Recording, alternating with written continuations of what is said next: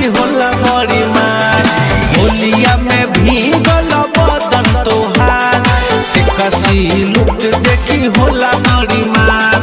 चले नु जैसे हिरन के चाल, चले नु जैसे हिरन के चाल। भुवर अखिया कजरा कटार, होलिया में भीगल बदन तोहार से कसी लुक देखी होला बड़ी मार। होलिया में भीगल बदन तोहार से कसी लुक देखी होला बड़ी मार। होलिया में भीगल बदन तोहार से कसी लुक देखी होला बड़ी मार। होला बड़ी मार।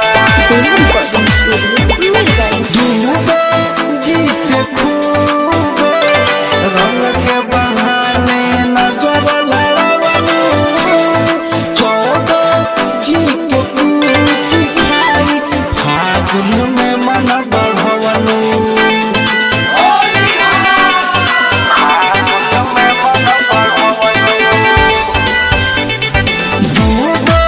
जिसे खूब रंग के बहाने नजर लड़वलू, चौबे जी के तू चिखाई फागुन में मन बढ़वलू। यादो बारात से लगावा के यार गरम कइले बारू बाजार।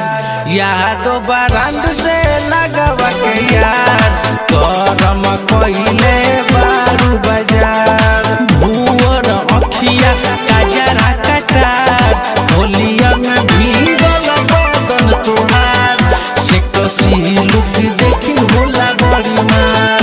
होलिया में भीगल बदन तोहार, होलिया में भीगल बदन तोहार से कसी लुक देखी होला बड़ी मार।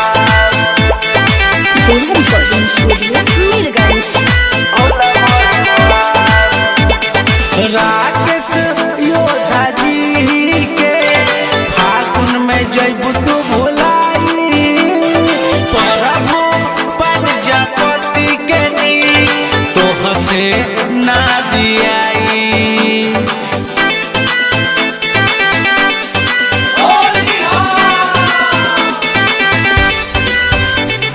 राकेश योद्धा जी के फागुन में जैबू भुलाई, प्रभु प्रजापति के नी तोह से ना दियाई।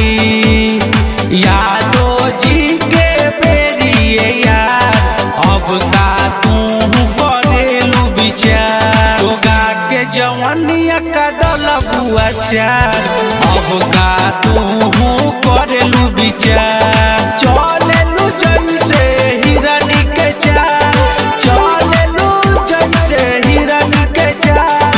भुवर अखिया कजरा कटार, होलिया में भीगल बदन तोहार से कसी लुक देखी होला बड़ी मार।